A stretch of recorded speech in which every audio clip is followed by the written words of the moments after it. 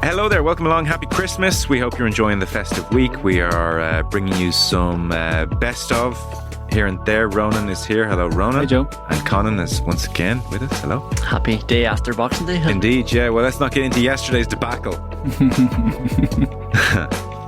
So we're not playing out full interviews. We just feel they're all too recent to inflict that on you. But we're going to take you through some highlights of some of the interviews that we've done over the last couple of months. Yesterday we had Jim Gavin and Kieran McGeehan and Steve Bunce. That episode is waiting for you, as by the way are the full interviews. So if you like something here, you can catch the full interview at your leisure. We are going to start with way back when, week one. Week one. This is BR. This is before Ronan. Yeah. So I have nothing to offer. It was a happy time. Oh. Sorry, we're Joe. It's an ecstatic. Sorry, that's silly. Place would not be the same without you. Oh. So Paul O'Connell was week one. I suppose it's worth just saying here. Obviously, you know, we kind of launched this thing, and thankfully it all seems to have gone reasonably well. But there's obviously, you know, the world does not need another sports podcast or podcast full stop. So, you know, you could just launch to no great notice, and the thing drifts out to sea, and it's very hard then for anybody to take any heed of you. So, semi-conscious that first week, a decent interview with an interesting person would be helpful. And so Paul O'Connell jumped to mind. I haven't really interviewed Paul very often over the years, but I just, you know, a gent in that I messaged him to say, listen, launching this new podcast. He said, "Sir, why have you left off the ball?" I was like, "Yeah, I left months ago." Big fan. Yeah. And I said, "Listen, if you're around, it would be great. No pressure."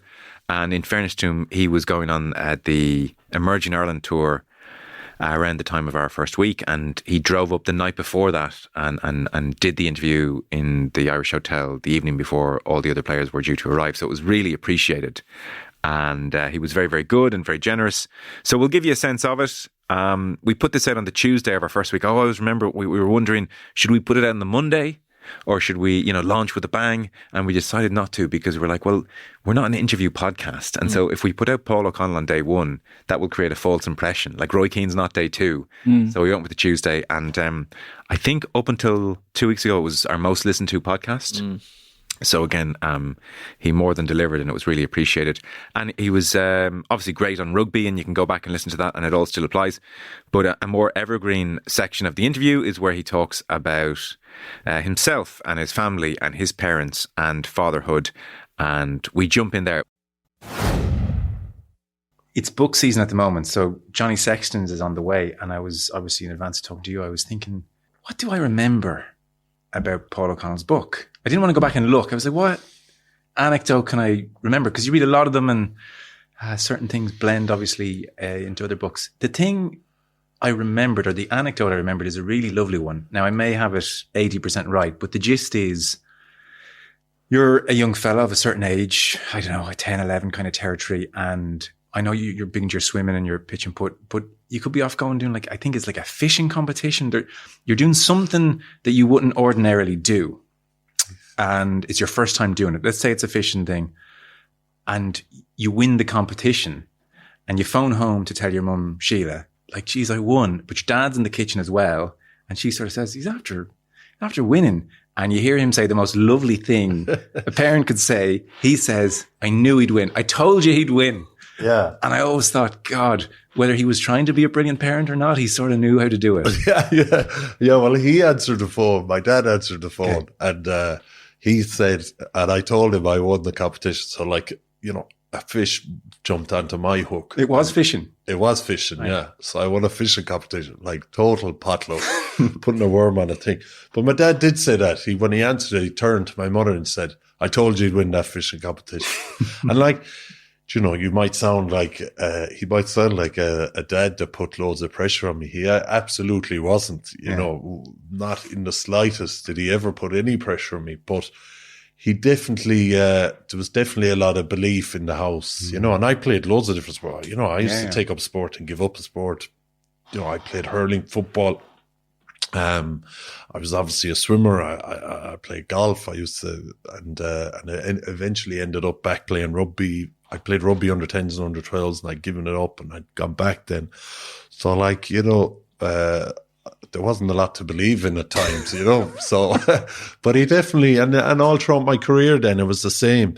Do you know? It was nice that he never actually coached me. You know, there was other people who could kind of, and I'm seeing it now with my own kids. You know, other people could, I suppose, give you maybe some harsh feedback or some tough talks from time to time. He never had to do that because he was never my coach. Yeah.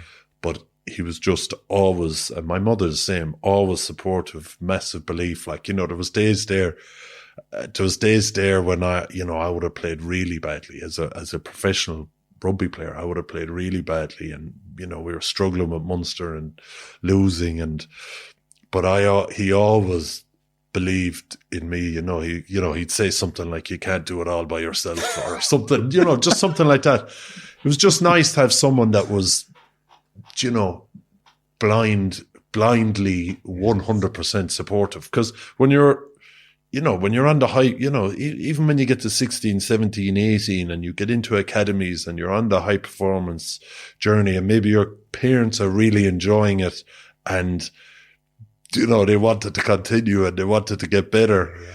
Do you know, I would say it's tempting sometimes when you're, you know, because there was still a bit of a drinking culture. I probably drank a bit, and you know, even though I trained really hard, I'd say it's tempting once or twice to be a bit critical or to, but geez, they never, ever did it. Always supportive. Wow. It was incredible. I don't know how they managed to stick to that throughout my career. That's so lovely. Yeah. I get the sense the parents of your generation had a great time. The odd time when even Shane Horgan and Ronan Conan were in studio together in Virgin and they'd be chatting, but there was a real familiarity in the way he'd be saying that. And how's Joan? And like, God, didn't our parents have a ball? I think like the drinking culture might have been the parents. I think they seemed to have a hell of a time. I think it was new. And like, you know, I was only thinking of this the other day about Irish rugby. You know, I'm part of that group that grew up, you know, I grew up in a rugby household, big rugby household.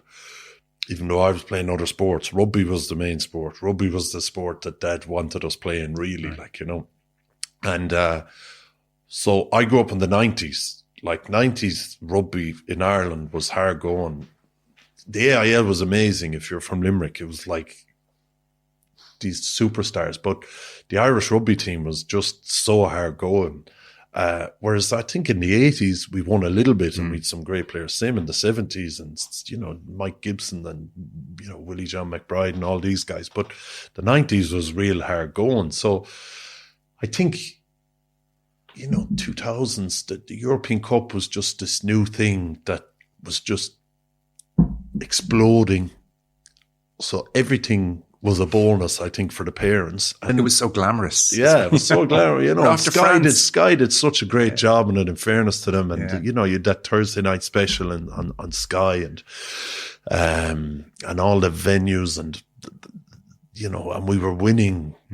And same with the Irish team, we were beginning to do good things as well. Things were turning. So I think maybe there was less pressure for the parents because, you know, we were winning a little bit, but there wasn't the pressure from previous Irish teams there or previous Munster teams or anything like that. I think it was a sweet spot. Yeah. So your dad, and sorry, I'm leaving out your poor mother, is just as amazing, I'm sure, but your dad, this great parent. As for Paul O'Connell, the parent, 3 kids between 7 and 14 now. If we sat them down and your better half and said, what kind of dad is Paul? What do you suspect the answer would be? Probably strict at times, a bit too strict at times, I would say. You're the disciplinarian.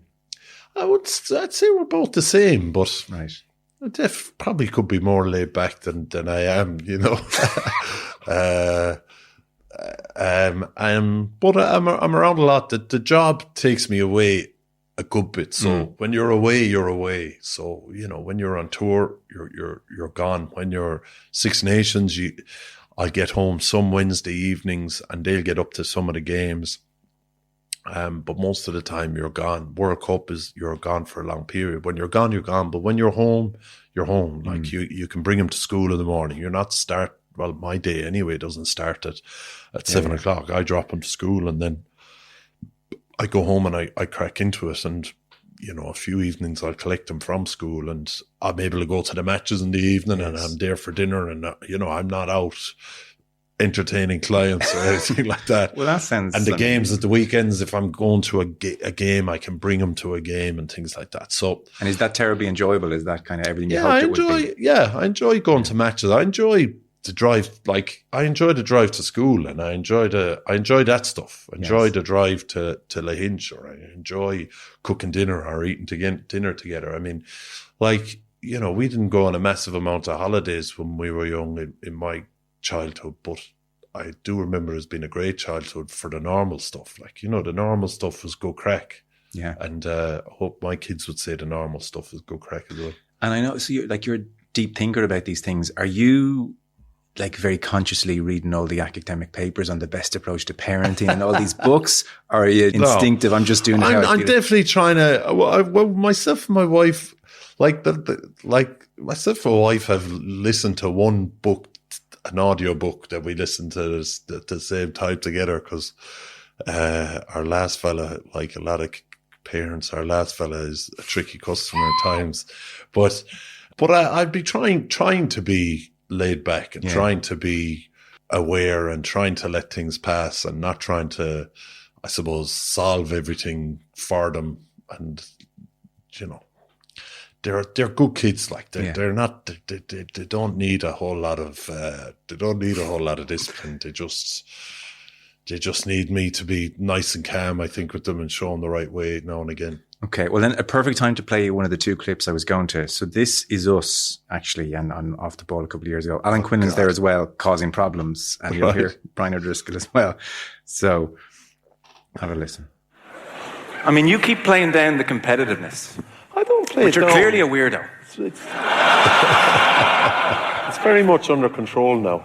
I would admit that it did go too far. I mean, we don't play. I remember I was playing Monopoly with my missus one time, and a few of the people that were living, we had people, when I was young, when I bought my house first, we had people living in the house. I used to love Monopoly. We used to play Monopoly, but I remember one day, we nearly broke up. She started selling her properties off cheaply to other people to try and beat me in Monopoly. You should clarify it's your wife now, Emily, in case she's listening, not your missus. But, and we had a massive row. She was in tears. And, for God's sake. What's wrong with you? It was cynical, yeah. So you've mellowed?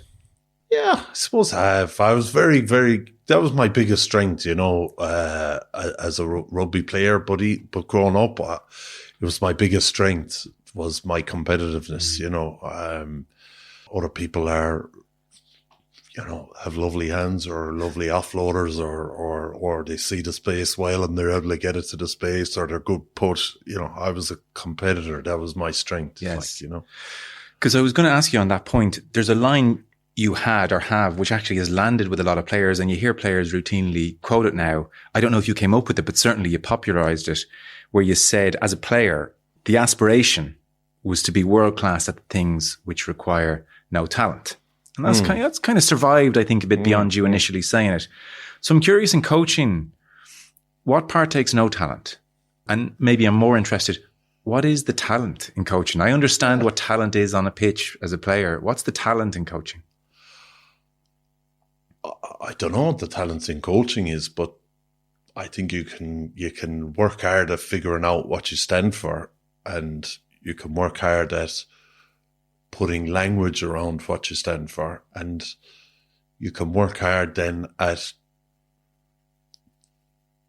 I suppose, giving the players constant opportunities to build habits around what you want the team to stand for, or them as players to stand for. So poor coaching that I would have experienced was vague, and good coaching was pretty clear. It was clear, and there was an understanding that this is actually going to be hard to learn. So we're going to keep doing it and keep giving you chances to get it wrong and then get it right again. We're not going to move on to something else all the time. So I don't know, is there any talented coaching? But that's what I felt. When I felt good coaching, that's what it felt like to me. And then what was the first question you asked me? You said, you said about the quote there. Yeah. In Zero Talent. But yeah, look, I don't know, is it the same in all sports? But in rugby, there's an awful lot of work rate moments,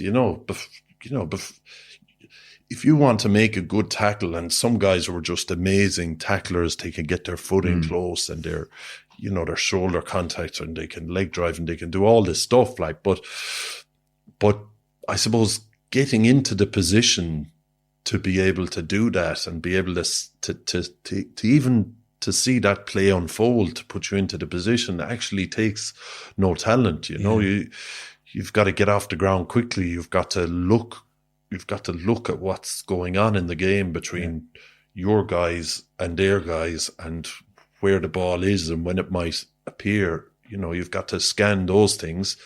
There's a load of things that take zero talent that can go into these big moments that look like they're, high talent moments. So I think that was the point. I don't know where the quote came from. I don't know where we're using it in Munster, we're using it in Ireland a bit. It's something that I would say that, Jerry Flannery and Donegal Callaghan and Peter Stringer and David Wallace, those type of characters would believe in and buy into as well. And we may have been using it amongst each other, Yeah. And you get the credit. I get the credit, yeah. Yeah. I presume as well, I mean, certainly one of the talents in coaching is that ability to not just have the knowledge and not just sit at the laptop, to impart it. I mean, you're talking there about trying to get it across to them. That's a real art. Like, you'd be so curious afterwards to go, did you understand what I was saying to a player? Yeah, I don't think it's an art. Like, there's you can go to college and you can, you can study it, break it down. You can study coaching, but you can study teaching. And do you feel there's a lot of people have a teaching degree. And where do you feel you rank? Like, obviously a lot of former teachers populate rugby coaching fraternities. Yeah, I suppose Joe Schmidt's way would have struck a chord with me, because I was the player struggling to learn things, and all of a sudden I found I was actually learning them a little bit quicker now, because I think he was probably using proper teaching methods that he'd learned in college and that he'd used as a teacher in school. So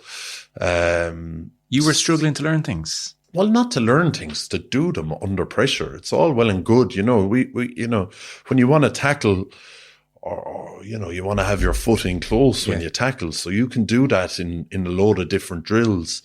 But trying to do it then when you have to, when there's a big game on, we all, under pressure, we probably revert back to our bad habits. So you've got to try and make your bad habits your good habits, so that under pressure, that's what you can deliver. So, I think he put a great emphasis on training and training almost like you play. Even though a lot of people say that and a lot of coaches say it, he was able to really deliver it, he used to stand at passing drills we did and used to absolutely shout at us and bark at us. And some guys didn't like it, but I think they didn't realize that he was just trying to create the pressure you might feel in a match. He didn't, he'd be laughing and joking 5 minutes later. Yeah, it wasn't because, even I hear some people saying it now that they found it intimidating. He was creating the pressure scenario that maybe previously we had trained without that pressure and then struggled to play under that pressure. Whereas he created that in training, which allowed you to deliver it in games. Maybe there's a balance. You were there, I wasn't, but based on what the criticism would say, it's that it was too much intensity, that maybe it just was too prolonged. Yeah, I think definitely some people struggle with it, but I don't know that everyone fully understands some of it. I used to find it really enjoyable. Okay. And I wasn't good at a lot of the stuff that he wanted. There was guys that certain plays used to revolve around because they were good at the real hard skill. I wouldn't be given that job. I'd be running dummy lines, or I'd be holding people down at the bottom of a ruck. But you still liked it. yeah, it was proper coaching, you know. Interesting. Let's talk Ireland then. 2021, you start with Ireland. Who calls you? Do you take any convincing? Do you jump at it? Is it basically after a quick phone call you're in, or what was your approach? Yeah, I had always gotten on well with Andy, and I'd spoken to him a few times, and I'd nearly taken a defence job somewhere, and I'd spoken to him about that, and I nearly did it, and yeah, and he just rang me one day out of the blue and said, would I be interested in doing it? And in my head, I probably was thinking straight away that I was going to do it, but I told him that I needed a small bit of time and to think about it and chat to people about it. But your agent would nod approvingly at that line. No, well, yeah, but probably in my head, I was saying I'm definitely doing this, really, like, you know, because. Yeah, he was a brilliant coach, you know, like one of those guys. I didn't work for him for long. We were on the lines, and the lines coaching is a little bit different. It's hard to get everyone aligned on something. You know, you probably are instilling the principles of what you believe in, but you don't have the time for all the subtleties, and the sub-principles are probably what really makes it work. But so I worked with him in a small period on the lines, and I got on great with him and really enjoyed how he went about his business. So it was a brilliant opportunity to work with a team that I love, to work in international rugby, which I think if you have a family, certainly in the Northern Hemisphere, I think it's a bit easier. You know, like it's certainly in Ireland, you can get in your car on a Wednesday afternoon, you can go home, you can be back in camp Thursday morning or whatever, so you can get home a little bit. Whereas, you know, it might be different in South Africa or New Zealand or whatever. But so it was a chance to work with some brilliant coaches. I was still very inexperienced, but Simon was going from the line out and the defence to defence on its own. So he was going to be able to keep an eye on what I was doing and check what I was doing. So I knew I was going to be able to get over the first few months where I felt a little bit out of my depth, or I'd have him to help me along. Jeez, I didn't think you would feel out of your depth. I know the inexperience, but that's surprising to me. Yeah, just the game moves quickly, like, you know, and if you're out of it for a little bit, or if you're coaching somewhere else for a little bit, or whatever, you know, I'd done stuff at the Munster Academy, then I'd done stuff with the Irish 20s, then I'd been in Stade Francais, but I'd been out for a little bit. Okay. And, you know, the game moves quickly, and Irish rugby moves quickly as well, I think, you know, so it was great. It was just a great opportunity to work with some really good people, and then to have another guy like Simon, as I was saying, a guy that had just done the job, was moving to a different job, but he'd still be there to check anything if I needed it. It couldn't have been a better opportunity for me. It felt like you made an immediate impact. It jumped out to a lot of people that Ireland had become a touch sloppy at the breakdown, something which they were brilliant at under Schmidt. And then you arrived in. That seemed to improve. And everybody knew you were a real disciple of Joe Schmidt without wanting to go overboard on the wording of it.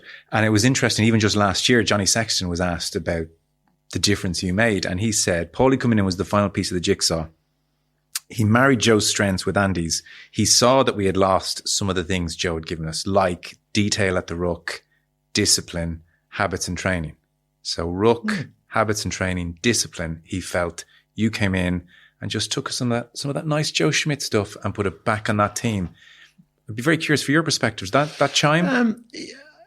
Yeah, a little bit. The ruck stuff, do you know, Ireland were playing a certain way where there was a lot of possession, you know, so Ireland have more rucks than most other teams when they play a game. They have more rucks than most teams in the Six Nations. So the ruck was pretty important.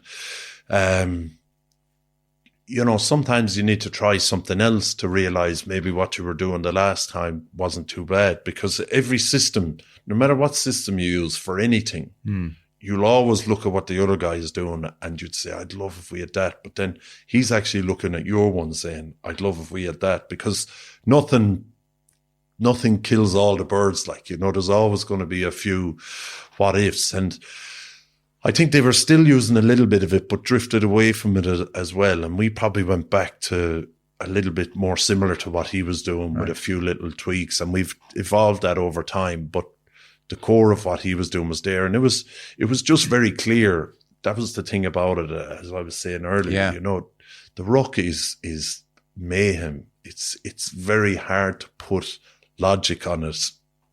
You know, every picture, every scenario was different. You just don't know what's going to happen. Like, you might be a half a meter away from hitting a ruck, and in the half meter from you arriving there, the whole thing could have shifted. You know, someone falls or someone twists or whatever. And so it, you know, I think that the system that Ireland had under Joe was a pretty good catch-all system, right, that worked for most of the scenarios, and we were able to plug that back in because a lot of the players knew it and understood it and were able to almost coach it and drive it themselves as well. So that helped, I think. It helped because, you know, at the time, and maybe a bit less so now, but at the time we had an awful lot of possession, a lot of rucks, so you needed to be good in that part of the game. Paul O'Connell there, talking to us back in the first week of October. Yeah. Still love that he apologised for being 1 minute late. You know? Does it count if he gives you notice that he's going to be 1 minute late? I think it's acceptable either way. Yeah, you know, and yeah, like you say, it was obviously such a high performing, but it was a great interview as well. And the chat about his legacy and the honesty that he both spoke about there was really compelling. Yeah, it's good. We'll push on something totally different. Formula One, Hugh, to the next two pieces. Guenther Steiner, who you will know from Try to Survive, was on the show. But before that, an interview which got a great response as well, the BBC Formula One broadcaster Jenny Gow.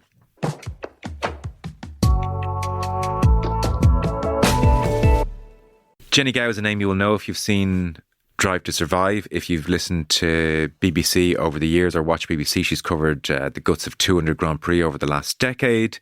And she's written a kind of A to Z book about Formula One. And I suppose what made her story more interesting is that she has written this book whilst recovering from a very serious stroke. And so she joined us to talk about the book. And the plan was to talk about the book, but obviously her health came up initially. But she was very keen to talk at length about her health. And so that's what we're going to play people at this stage. As I say to her in the interview, she sounds fantastic. She's still, you know, sounding so brilliant and like a class broadcaster, but it's almost kind of heartbreaking, as you'll hear, that she doesn't feel that way and she's still very much on the road to recovery. So here's Jenny Gow. This is the section before we got into talking about the world of F1 in more detail. We just chatted about her.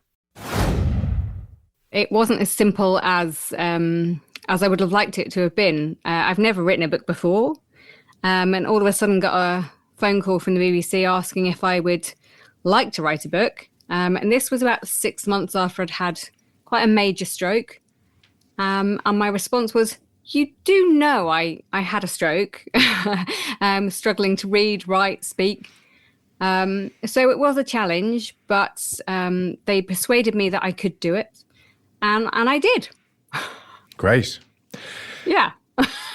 When I heard you had a stroke, obviously I would have known you from your work. I had the same thought that most people have, whether it's uninformed or not. I said, she's too young to have a stroke, 44 years of age, looks to be very fit from the outside. So that was my immediate reaction.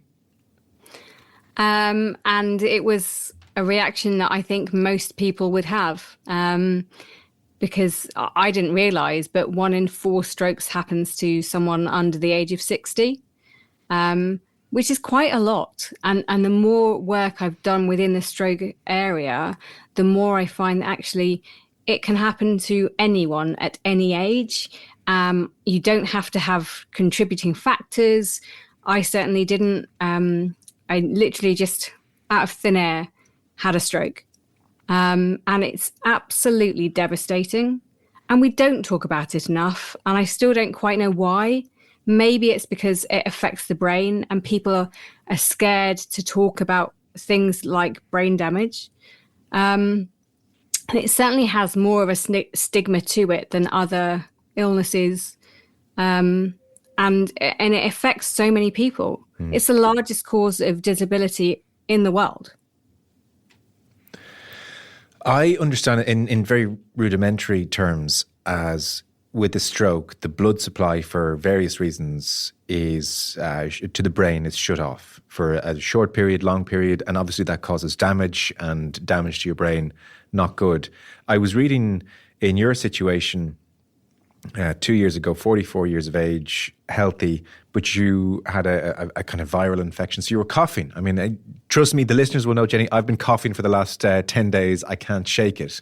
So you were coughing, and this resulted in a slight tear in a blood vessel in your neck, and suddenly blood clot, and your husband finds you in the bathroom, and I think your daughter is propping your head up with a pillow. Like, it's just so sudden, so traumatic. Is your memory of kind of going about your business and then suddenly waking up in a hospital, or did you know it was happening? I didn't know what was happening. I barely remember like reaching for the sink to try and claw onto something. But the memory is very vague. And then it's just like a shutter going up and down. I can remember bits of that day, but not all of it. And then, of course, you get told what's happened and your memory takes over from that. So kind of piece together what's happened. But I wasn't aware of as much as everyone else. And for my family who were there, I think they almost had it harder because they were aware. They had to have those conversations that I might never be able to speak again. It might be fatal. They were going to operate. All of those things that I was kind of oblivious to. But I mean, it's so sudden and so life-changing. And the longer that clot is there stopping the blood from flowing, as you say, the worse the damage can be. And no stroke is the same. Every single stroke is slightly different. The symptoms, the fallout from it, the medication you have to take, it all is also very different, yet the stroke community is so strong and so supportive that it really helped when it came to learning more about stroke and my rehab, which was long and intense. Let's put it like that. Yes. Well, tell us about the fallout and the rehab. So I still trying to piece together the first 2 days. So I had a thrombectomy, which is where they go in and mechanically remove that clot. And it could at that point shatter, or it could come out whole and be removed. And I didn't start speaking as quickly as they had hoped. So there was a question mark as to actually how successful that operation had been. And it took me, I think, 6 days to start speaking again. And you know what it's like. You use your voice all the time. And suddenly to not be able to communicate with your husband, with the doctors and nurses, and not to be able to kind of commute what's actually happening it's such a strange thing to have happened. But I was very lucky with a nurse who took the time to try and get me to speak again. And yeah, on day 6, I said a couple of sounds. I was discharged from hospital on, I think, day 8. And then every day was spent with rehab, with the team of therapists coming to the house, which was amazing. And just learning everything again, from making a cup of tea to switching on a TV with a remote control. Everything had to be learnt from scratch. So it was a really long, painful process. Yes, because some people like parts of their bodies frozen, and that never changes. But you were obviously told you can fight back here to a fair degree against this. Yeah, so I had paralysis of my right hand side, which is my lead hand. So I couldn't write and do anything with that hand, and the whole side of my body was affected.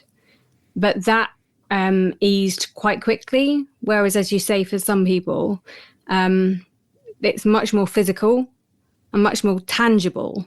So for me, 2 years on, even a year on, I think a lot of people would say, "Oh, you look fine." But actually, there's a lot going on inside.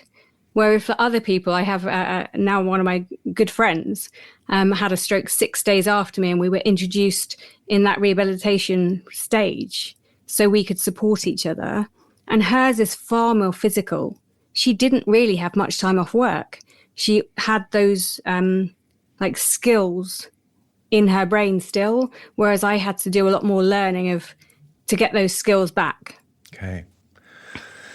So, I mean, like as a broadcaster, 44 years of age, a brilliant, you're just heading into the sweet spot of your career, I would think, where you're really nicely experienced, 200 races under your belt, and like the next decade to 15 years is arguably going to be the peak of your career, and a lot to look forward to, and you lose your voice.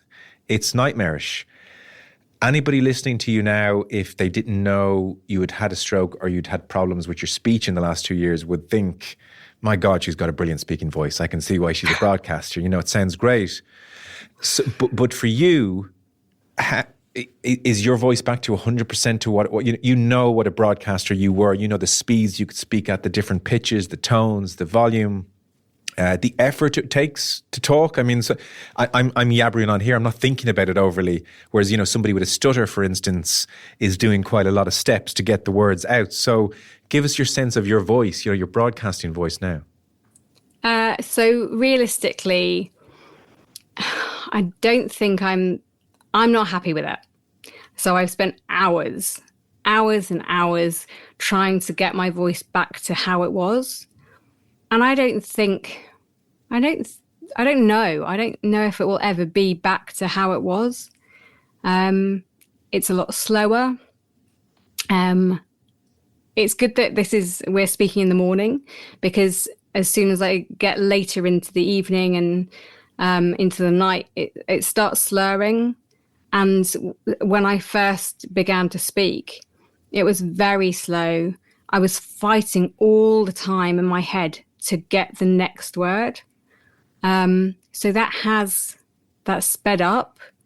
And even just knowing what words to say, that's got easier. But I still, even though I might look like I'm just speaking normally, in my head it's going at 1,000 miles an hour, trying to find the right word. And sometimes it doesn't quite find the words I would like. So it's quite a humbling experience. And I've learned so much about what it must be like to be nonverbal, to not be able to communicate with the world. And I only experienced that for a very short time, but it taught me a huge amount. And now I think I'm a worse talker, but I'm a far better listener. And I think that's a really valuable thing to take from it. Yes. So difficult, though. I mean, given your profession, it really is. So your work ambitions, have they changed? Or are you determined to get back to the very top, which is where you've been? Or how do you feel about all that?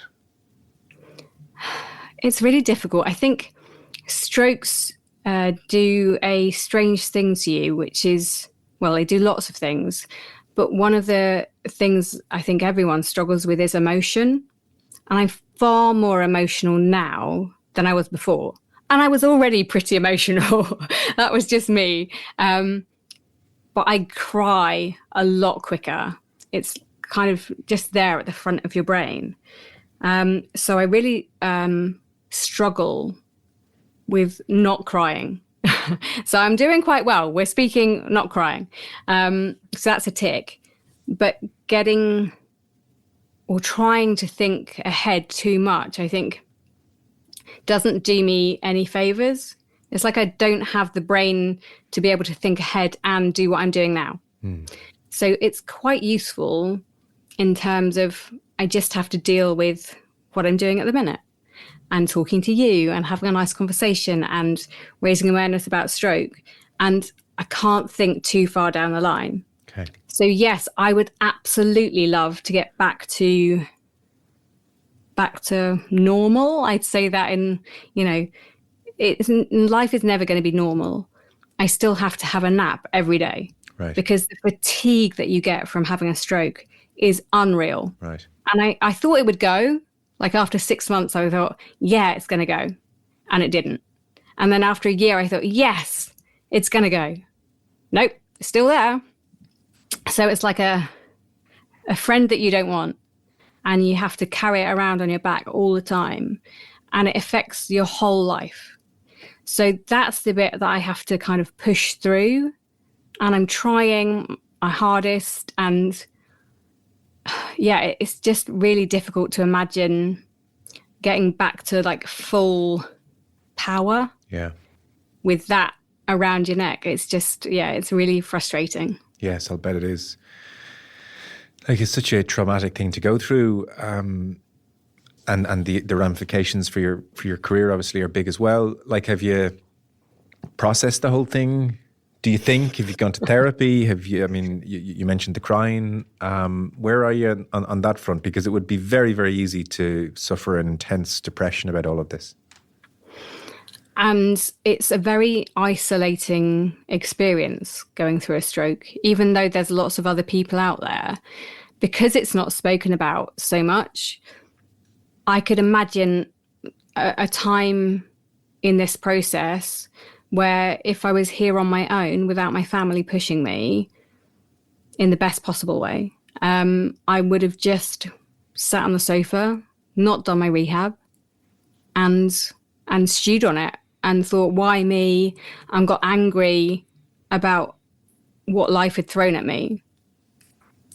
But at no time have I got angry about the stroke happening. I got angry and frustrated about not being able to speak, about having to learn things again, which I've learned already in my life. Having to repeat those processes.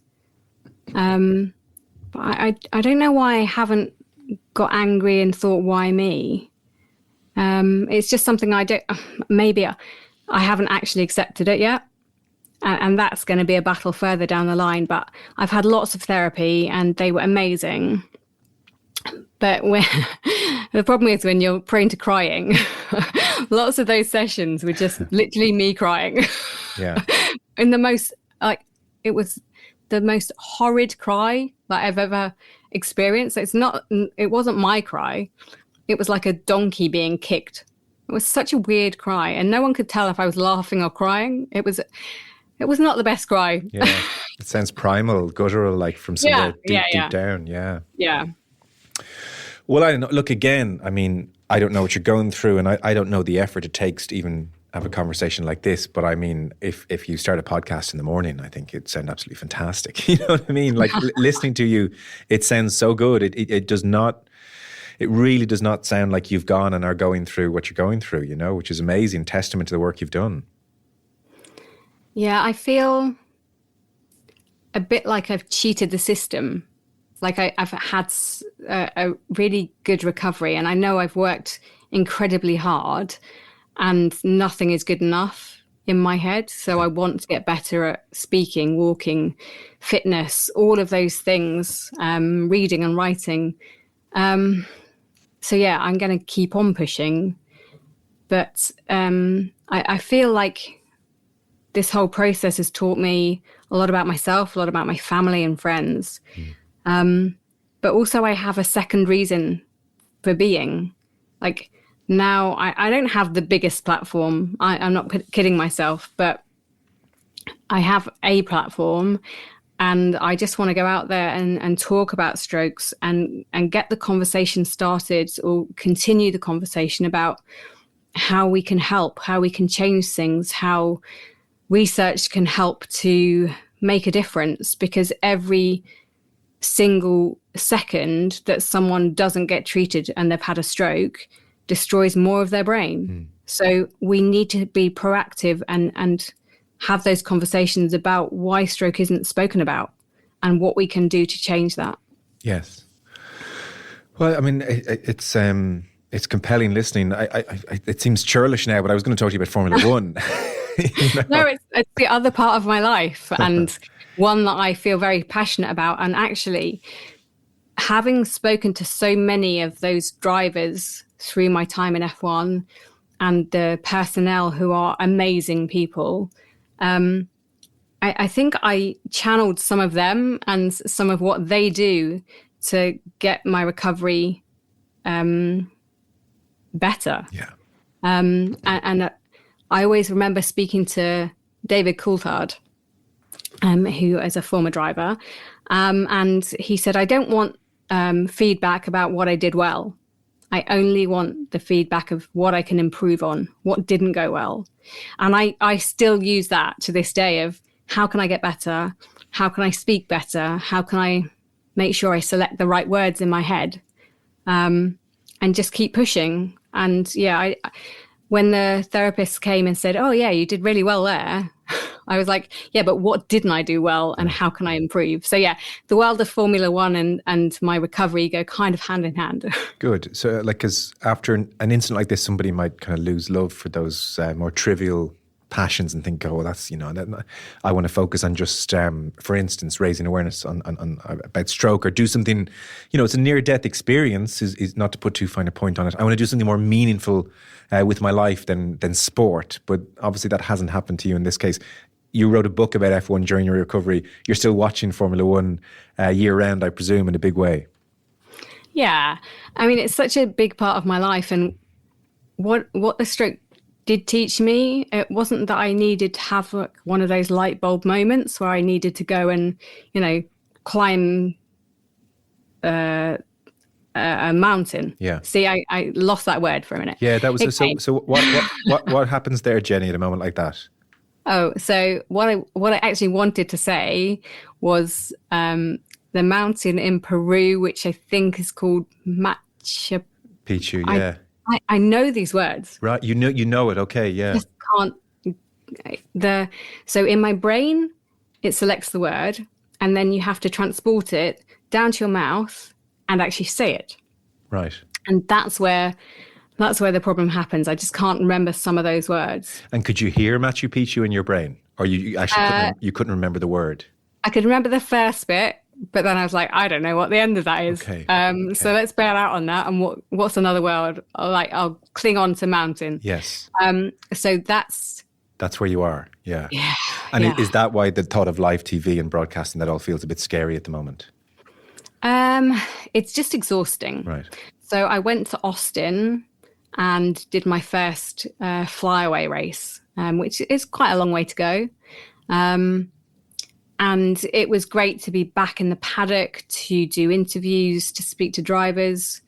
But yeah, with something like live radio, I did not the codcast. That's not right. The podcast that I was doing is the Checkered Flag. And we did a version in front of a studio audience, which was live and recorded for the BBC. And you're constantly thinking on your feet. Yes. And trying to find the right words. And sometimes, and I think this is the same with most people, sometimes the words just don't come out the way you want them to. And everyone trips up over some words. Just for me, I know that I wouldn't have done that before. Right. So it's hard to admit that you're not as good as you were before when you're quite proud of trying to get back to the place that you were. It's hard to explain, but yeah, it's... In a way, because even just that last 2 minutes there, that's an absolutely extraordinary moment that you're brave enough to come on, to know that that's going to happen.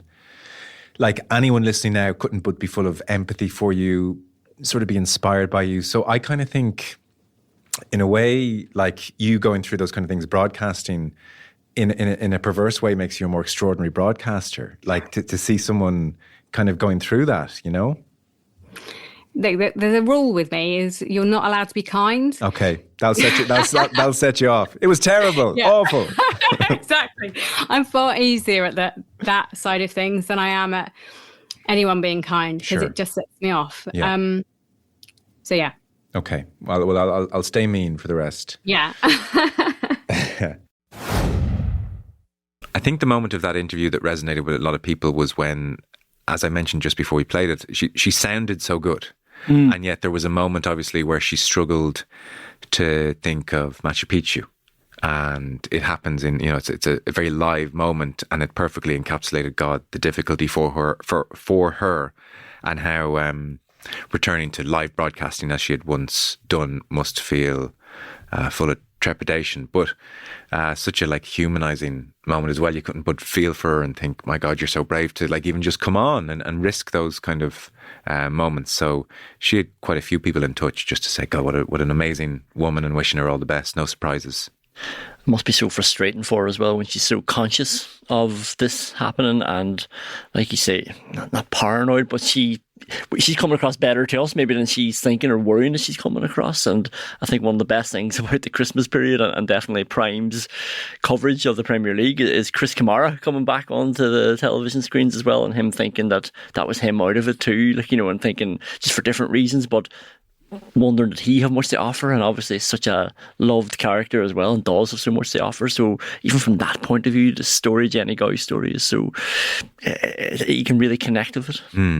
Yeah, I'm always struck by these people who have, it's such a personal struggle and an individual thing, like the hurdles that on a day-to-day basis you have to overcome, you know, are more than enough for someone to have to account for. But the fact that she saw the value in getting into detail with this, and like in her subsequent tweet was like, it was great to have the platform to get this message out there, because as you made clear in the interview, like she was perfectly healthy and it was precipitated out of nowhere. Just a cough. Yeah. So like, that's a chilling thought, isn't it? Yeah, it's just I just have such admiration for people who are spreading these messages and, you know, using their own experience to maybe help one other person who might be listening, you know. Yeah. And you know, I didn't want to labour the point with her, not least because she said, if you're nice to me, I'll cry. You know, don't want to do that to her. And obviously you would, to state the bloody obvious, but just so I'm not misinterpreted here, of course you wish this would never have happened. It's awful. It's horrific. But in a way, her going back to broadcasting, if there are the odd moments where she's lost for a word, the same with Chris Kamara. If I haven't seen him yet, so I don't know. I think his health's improved, but yeah. But those kind of very human moments, which is what you call it, where she might have forgot the word or she's struggling here or there. I only think that makes you like a more impactful broadcaster, like almost more gravitas to you. Like there's such bravery in performing with that kind of with any kind of impediment. I always thought that Dave Clark on the darts, deep into his Parkinson's diagnosis, and you could sometimes see a shake, or you could potentially, if he was tired, hear it in the voice, a touch. But I remember off the ball he came on and he hadn't taken it, or he was having a bad day, and the speech was quite slurred.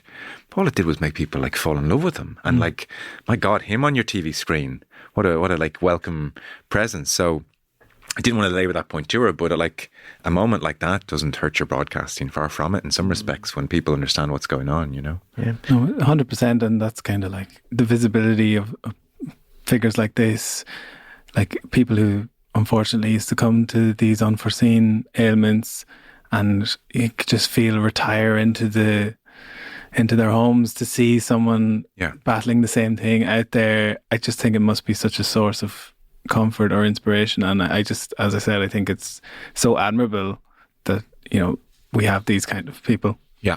So that was Jenny Gow of the BBC. Again, full interview waiting for you. Next up, more F1.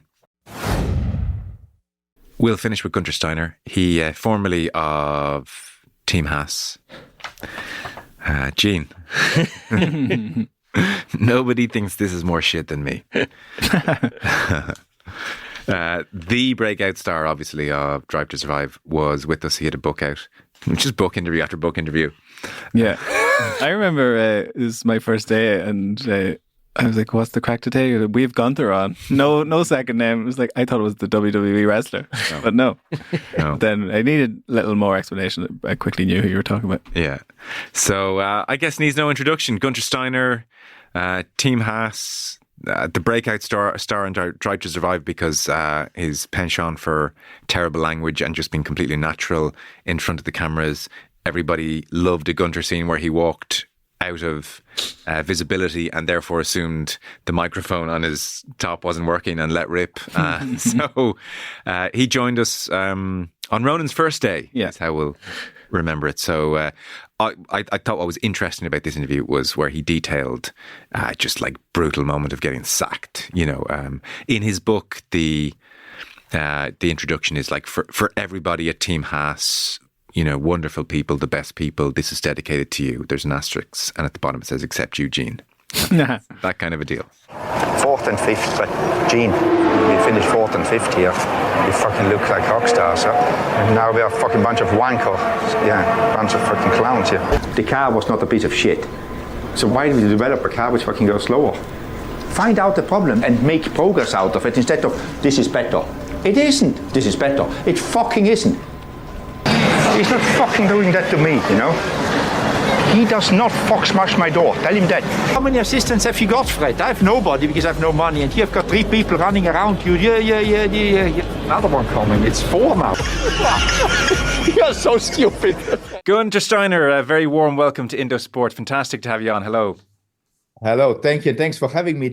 Some of the things I never watched Drive to Survive and I didn't hear it. So some of the things are completely new to me. And by the way, that wasn't me. That was somebody else. No. Voiceover. If your daughter is listening, that was not me. Yeah. For sure she listened to it, but I think even she's embarrassed about it, so she doesn't say anything. There is a moment in the book where you've had a big meeting with somebody and Gertie, your wife, says, how did it go? And you say, quite well, by the look on your face, she says. And you say, I can't say for sure, but I think I might be onto something. This guy knows his stuff. Is he rich, though? Says Gertie. Rich? He's literally shitting fucking dollars. She says, Guenther! And you say, sorry. And you write, I'm not supposed to swear when I'm at home. I'm not. I get always told off, and I never ask my wife what she thinks about Drive to Survive, because that is one of the reasons I don't watch it, because guess what? I don't want an answer because she's not happy about it. But she watched it, but she knows me anyway, so. The end it has, I know you've talked about it quite a bit, but people might be interested. You say, so this is Christmas and you're standing at the deli counter staring at a nice looking piece of ham when all of a sudden my phone started ringing. It was Gene. When you saw Gene pop up on your phone as you're looking at that piece of ham, were you anticipating a call to end your contract?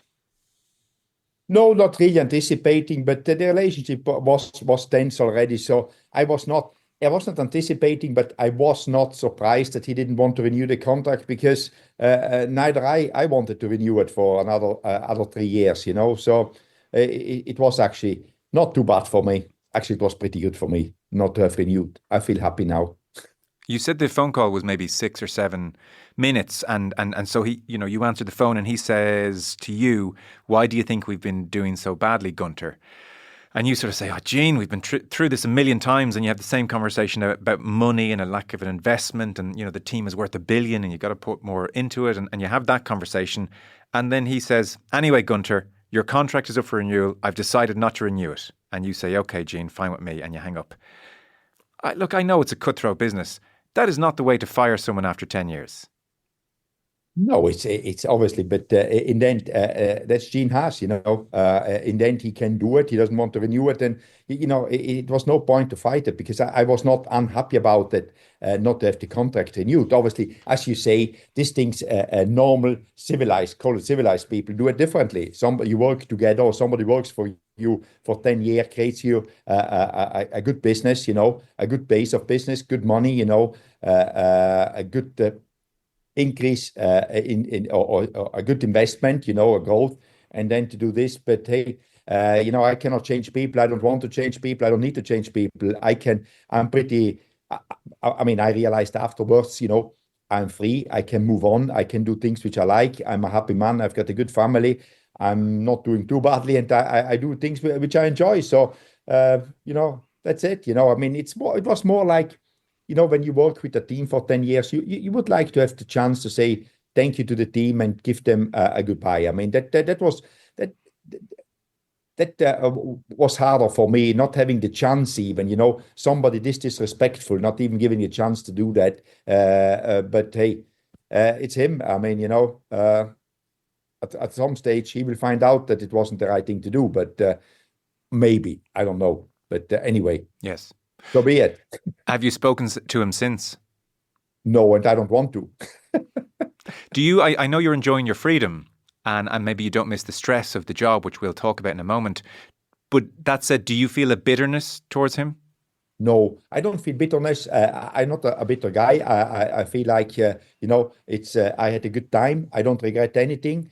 I'm not bitter. I mean, obviously, you maybe know that I fight a lawsuit against him because he doesn't want to pay me the money. I think I am owed due to my contract, which he signed. Anyway, he filed a lawsuit against me about my first book, which obviously maybe you know as well was dismissed by the judge, wasn't even taken on. No, I don't feel bitter. I just want, what is right. I want, and I try to get it. But I mean, I'm not losing any sleep over it. You live in North Carolina, and your wife Gertie says to you at one stage in the book, shortly after the phone call from Gene Haas, "I haven't seen you like this in years." Like what? You have a spring in your step, like you used to have. Yeah, I'm always a guy which I look always forward to the next thing, always motivated with energy. And the last 2 years were just like, to explain it, I think I can explain it like this. When you're in Formula One, you set up a team. The first years were pretty good. We finished 8 and 8, and then the third year, 5th, which was very good. Then we went a little bit backward, and then COVID came, and all went downhill from there. So, and after a while, it's like, do I really want to work, And it was always, can we make a point? We made a point. And it's like, yeah, we made a point 6, 7 years ago. What is next? I mean, I cannot chase a point for the next 10 years. I mean, that is not what I want to do. I want more. I want a bigger challenge than chasing a point, but I need some help to do this. I cannot do it on my own with the investment which is there. I need to grow the company. I need to grow the quantity, quality, everything of the team. And that was not given to me. And now, and that drags you down because you know what you should be doing, but you cannot do it. It's like you're doing a podcast and your producer doesn't give you a microphone. How the hell should you do a podcast? It's about like this. And we got points, but it's like always, hooray, we made a point. Yeah, great. I mean, and you just realize it when you're gone, but that is what it is. I can now do things I like to do. I've got always a lot of ideas what to do. And, I'm free. That's the best thing. I can decide what I do. I don't have to wait for anybody or ask anybody what to do. When are you starting your podcast? I've got one already, 1 hours in the States, so you should listen into it, Yeah. Are you itching to get back into Formula One? Would you like another offer? Does some part of you miss the adrenaline that only a job like that can give you? A little bit, you miss the adrenaline. Good that you bring that one up. You miss a little bit, like when the cars are going out for qualifying. But it's okay. I was there. There is no. It's not like, I cannot live without this. No, it's good. I can live without it. Do I want to get in? If the right opportunity comes, if a project comes along where I can see that I can achieve, or that we can achieve, not me as a person, the team can achieve something what I want to achieve, it is aligned. Yes, I'm open to it, but just to go and do a job, no need for it. Just to do a job to get the point now and then. I've done that. Like most people, I've watched a fair portion of Drive to Survive. I don't like many of the drivers. They are young in the worst way. They have huge egos. They are selfish. They are far too rich. They are far too famous. I just can't warm to a lot of them. You have to handle a lot of these people. I'd be interested in your impressions of them, these young men in these unbelievably privileged positions, and the types of personalities who tend to make it as Formula One drivers, because a huge part of your job is to handle them. Yeah. I think some of them, and as I said, I didn't watch Drive to Survive, so I don't know how they come over, but a lot of them, I think, come over because they are in public different than they are in reality. Obviously, some of them believe their own propaganda. Some of them are actually very down-to-earth people, which I would say is not even playing. They have to play this role of being what they should be, because it is demanded from the outside world that if you are a young, successful, rich, good-looking, driving an F1 car because there's only 20, this is what you should be, and obviously... and I think some of them are actually very normal people, and they are happy to be very normal people. Some of them, you hear this often, no, Formula One is too hard, it's too much work, and then once they go away, all of a sudden they miss it, because they cannot do anything else without it. That's their problem then, and then they fall in a hole. But I think most of the latest ones coming up, they are surrounded by good people, which bring them along to be good human beings, because that is very important in life. Obviously, as you say, they get more money than they ever thought they will make. Most of them, So it is a very difficult position to be in. Yes, I'll bet it is. Who are some of the more down-to-earth, likeable drivers? I know it doesn't have to be an exhaustive list, but who jumped to your mind when you said that? I mean, Kevin Magnus is a very normal person. He can be have very short words when he talks to media, but he's a very normal person, loves his family. He doesn't love anything more than going back to his family. A lot of them, Danny Rick. We all know that he's a very normal person. When he gets to it, he's up for every funny thing to do. There is, a lot of them are pretty normal. Okay, yeah, it could be the portrayal. The portrayal. That's the right word for it. The portrayal, and what the public actually want them to be as well. Yes, we want James Hunt. It's sex, drugs, and rock and roll. Rock and roll, yeah. We want rock and roll. I know you weren't there back in the day, but has that aspect of the circuit changed? That Playboy, Eddie Irvine parties around, at different wherever the races are on, have things calmed down in that respect? Is it a more professional environment, or is there still that element of hedonistic partying that goes hand in hand with the sport? No, I think Eddie was the last, as you rightly said. Eddie was the last of them, last of that generation. I don't think you could do it these days anymore. What these guys did, with all the social media and all that stuff, it's just difficult to do. And also, the sport has become a lot more professional. Sure. Is that good? Yes. Is it good for entertainment? Maybe not. We all like a little bit of rock and roll, or not all of us. I shouldn't speak for everyone, but I quite like it, So it's quite entertaining. So rock and roll these days is different. But no, it has changed. It's just not there anymore. And with 24 races, you couldn't even behave like this anymore, just because of your physical state to do this. There we are, Guenther Steiner with us, Jenny Gow with us, and Paul O'Connell with us on the show today.